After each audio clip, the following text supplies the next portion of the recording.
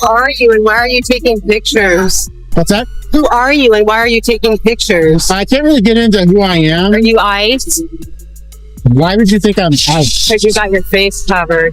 So, Why is your face covered? It makes me uncomfortable. are you here illegally? No, of course I'm not. But whether I'm here illegal or not doesn't matter. This makes me nervous. Doesn't matter why we're taking video. It does to me when you've got your face covered. I don't know what to tell you. Sometimes you don't get what you want. Then I guess it's okay if I take your face.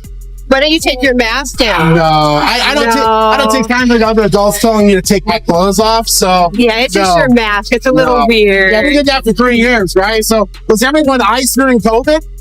Oh, give me a break. Bye. Don't tell me bye. I have as much right to be here. You're going away. See you later. Yeah, what are you going to do? What are you going to do? Recorded yet? You just walked in front of the camera. I don't care. Okay, well then. Obviously you don't. Yeah, I just think it's really bizarre and that's totally fine. I mean, you know. And I'm guessing you're ICE and I like your gotcha. So shame. Yeah, my thinking, my standout. All right, you have a better day, okay? Yeah, I hope you guys have it. If you're ICE, and there's that. If you're ICE, shame on you. Oh no! And I hope you don't sleep well at night. And if there is a hell, you're going. Gotcha. Okay. You're being disorderly, ma'am. Just go away. Bye. Have a good day. See you later. Have a good day. Bye. See you later. Alright guys, buckle up, because the video opens with tension already in the air. Before the cameraman can even settle in, a stranger marches up demanding answers. Who are you and why are you taking pictures? The tone is instantly confrontational, and the suspicion ramps up fast. He accuses the filmer of being ICE, questions his mask, even asks if he's illegal. The auditor stays calm, but the stranger spirals into hostility, shaming him, calling him uncomfortable names, and wishing sleepless nights on him. The moment turns heated as the auditor tries to de-escalate, telling him he's being disorderly. By the time the stranger storms off, you can already feel the tension building, setting the perfect stage for what's coming next. Hey, how's it going? I want to be recorded. Okay. I'd like to know what you guys are doing here. Just working. Working for? Myself. And did you get authorization to be in this area? There's no restrictions in this area. Well, for the safety, I mean, you can view. They said that there's a viewing area that you can be up. They don't want people. No one told us that. In fact, I've only had 2 conversations, or actually 3. Had one with the guy about some accidents. I'm here working on stories about basically unsafe conditions, that kind of stuff. And then for who? My media company. What media company is that? I'd rather not get that at this point. Why is that? You got a business card and you got like a work email address. Happy to email you later.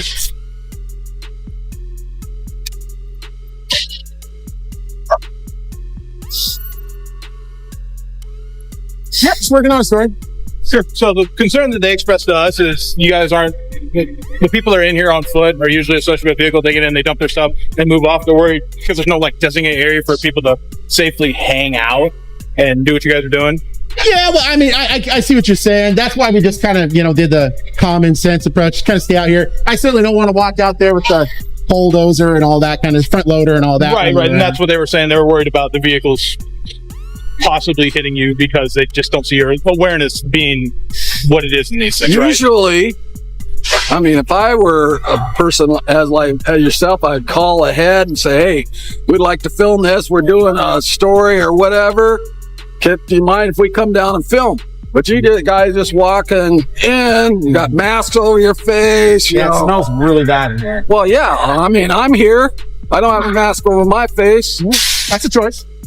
I just don't try to tell other grown adults what clothes to wear, what clothes not to wear. So, yeah, there is it's like I said, there's a viewing area. They didn't make you guys aware of like the observation area or anything like that. What's that? They didn't make you guys aware of the observation area or anything like that. No, not at all. Okay. First time I've even heard of it. Would you guys be amenable to going up there and filming from there? I would like to actually get some different vantage viewpoints.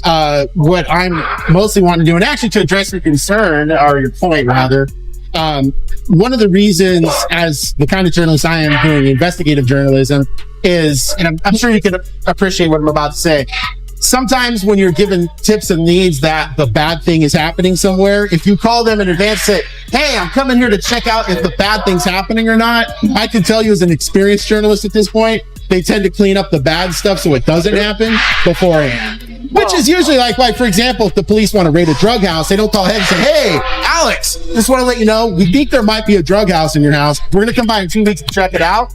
I'm pretty sure there won't be any drugs in there when you get there. Well, is there a crime being committed here? I don't know. I mean, I'm not. He's How many safety OSHA violations? That is a You true. guys work for OSHA? No. Oh, well. For OSHA safety means that, unaccompanied people, or you're not supposed to be here, you need to be in the viewing area. Oh, we could be here. Yeah, there's no restriction. Like, for example, a lot of places slap. In fact, actually, if you were to go out, see that building right there, that station? If you go out there, walk down this sidewalk right there, you'll see on their door, it says authorized personnel only. Obviously, they do not want you to go into that. So we have it.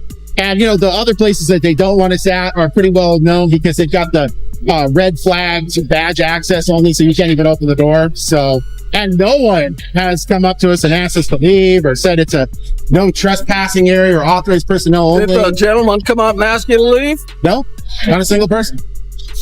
This is where things start to shift from civilian aggression to official scrutiny.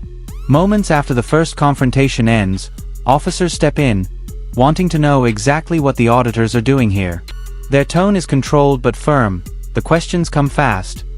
What are you working on? Who are you filming for? Did you get authorization?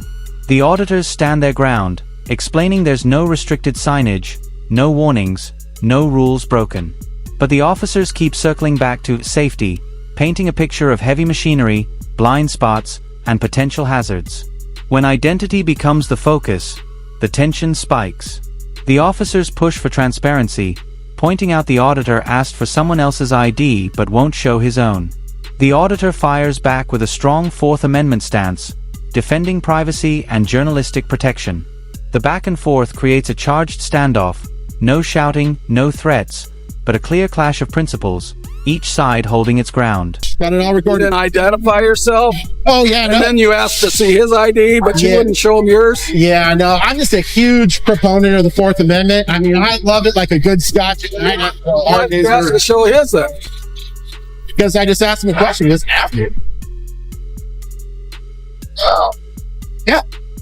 Here is my name, Okay. all right? All right.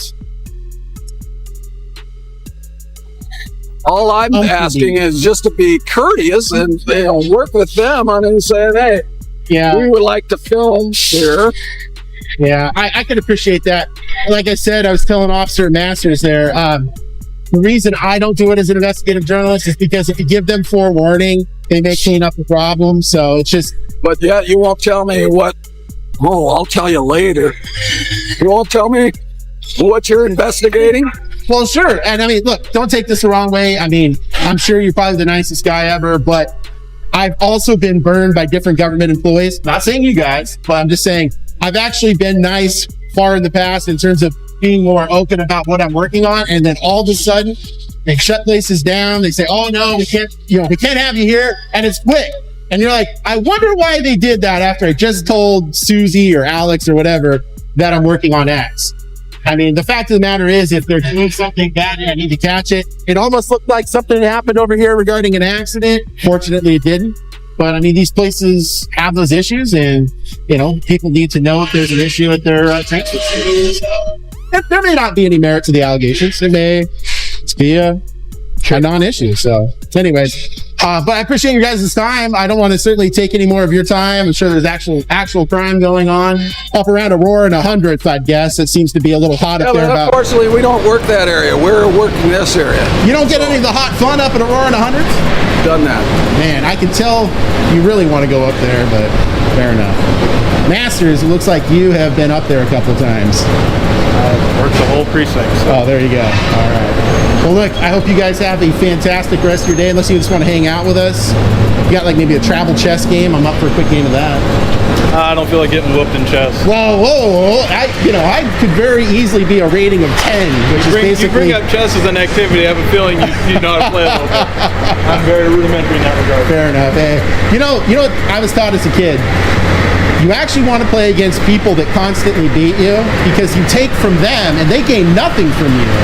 And eventually, it's just like any other skill. The person who's got better skills actually weakens their position, and the person who has less skills at chess or whatever it is that they're playing ends up becoming pretty dang good later on. And all of a sudden, the Padawan is now the master. All right. Well, look, you guys have a good day, okay? All right, take care now. This final stretch dives deeper into the reasoning behind the audit, and the tone shifts from defensive to strategic. The officers press again, asking what exactly the auditors are investigating, but the response is cautious. The auditor lays out the reality of investigative journalism. If he calls ahead, the problems disappear before he arrives. He draws parallels to police work, explaining how advance warning kills the element of truth. The officers challenge him, asking if there's a crime here, if OSHA is involved, if he has any basis for being on site. The auditor calmly dismantles the trespassing angle, pointing to signage, open access, and the absence of any restrictions. As the conversation softens, the tension dissolves into friendly banter, jokes about precincts, Aurora patrols, and even a quick detour into chess strategy.